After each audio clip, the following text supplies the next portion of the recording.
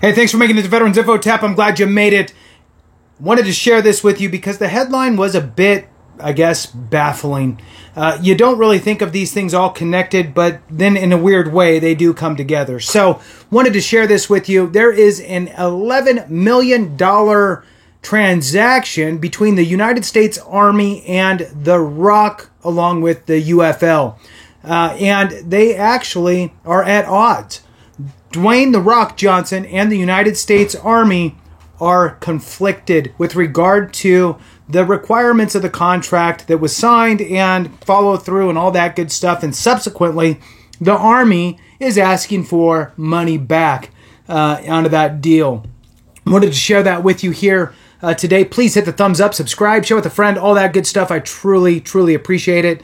If you want to support the channel in other ways, you can do that by becoming a member. Thank you so much to all you members. All right, so let's jump into the headline here. The Army bet $11 million on The Rock and UFL in gaining up or in moving up their enlistments, right, for recruiting efforts. It may actually hurt recruiting efforts. Wow, that's interesting. So moving on, let's jump into this. This is on military.com. The Army is seemingly having buyer's remorse after an $11 million marketing deal with the United Football League and Dwayne "The Rock" Johnson. The high-dollar, high-profile deal likely didn't lead to a single new Army recruit and may possibly have a negative impact on finding new enlistments.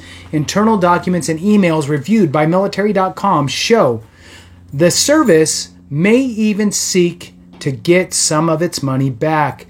And that is a true statement for sure. Let's dive into this a little bit more and see what we can uncover. The Army linked the deal earlier this year with the UFL, the upstart minor league alternative to the NFL that had an inaugural season from March through June with a disappointing debut. More importantly, the deal included Johnson, a global superstar, the owner of the league, at least a co-owner, who was supposed to serve as a pseudo brand ambassador for the Army. Well, let's jump into what this kind of turned into here. So it goes on to say, though the service said he did not fulfill his end of the bargain to publish a specific number of service-related posts on his social media accounts. I believe it's 5 was the total number that they were looking for, and I think he only did 2. So let's move on. The news comes as the Army, in the midst of a historic recruiting crisis that has been partially worsened by the service struggling to navigate modern marketing trends. Much of its efforts are still geared toward funneling money into cable TV-style ads and marketing deals with other traditional television broadcasts, such as sports, even as Gen Z's media diet has left most of those old-school medians behind. The UFL deal was so catastrophic it led to a projected loss of 38 enlistments. An internal review of the plan shows Army planners use various metrics to judge whether time or money could be better spent in other efforts, and the effort and resources spent on the UFL were seen by the service as a net negative for recruiting. Wonderful. The bulk of the deal included prominent Army branding during UFL games, including the service's logos on players' uniforms, but the center of gravity was Johnson, whom service planners were hoping could elevate the Army brand, as he is among the most revered celebrities in the world with a strong cross-demographic appeal.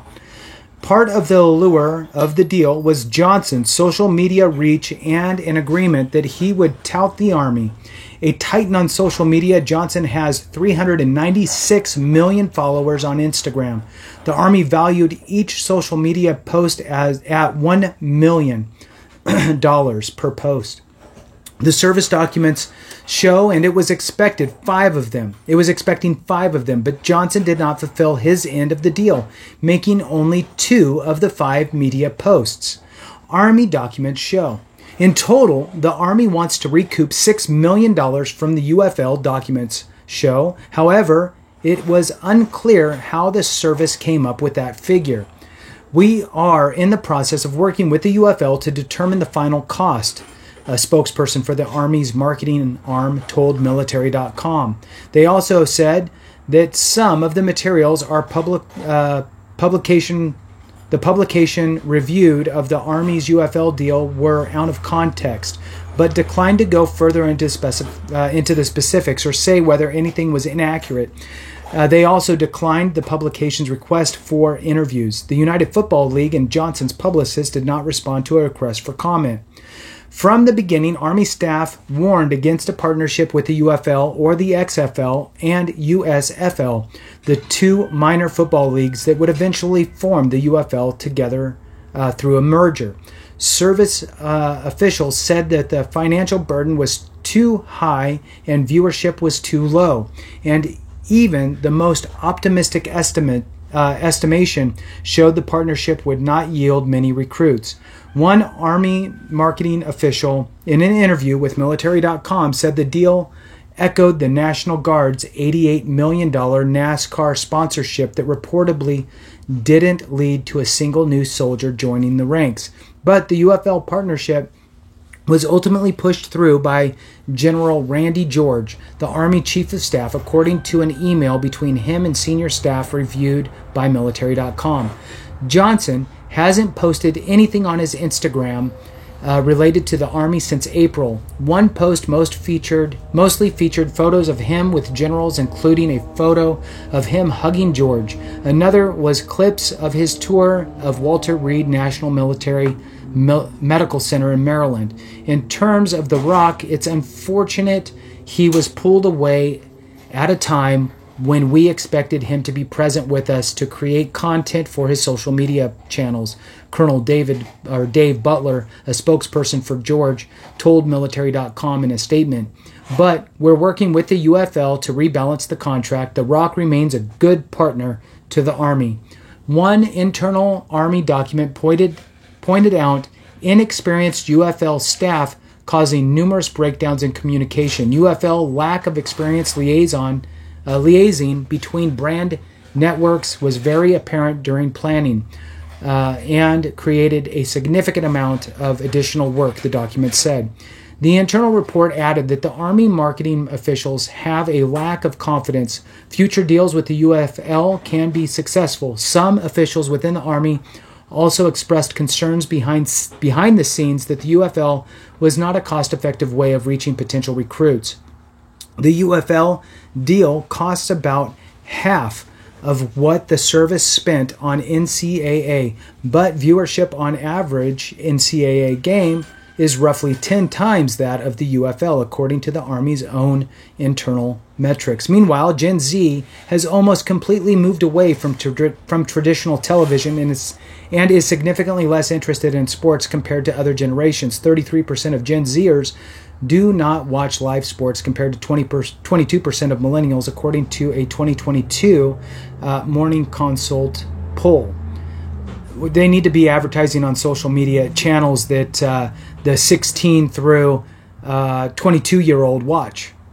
I mean, really, that's it. YouTube, social media type stuff, whether it's gaming stuff. Maybe there's channels out there also that talk about joining the military, with hundreds of thousands of followers, that type of stuff. But whatever, it is what it is.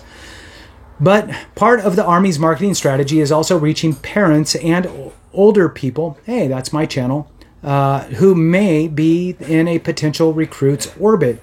Given young Americans spend much of their viewing time on TikTok, which the Pentagon is barred from advertising on because of concerns on Capitol Hill that the platform's parent company can give sensitive user data to the Chinese government.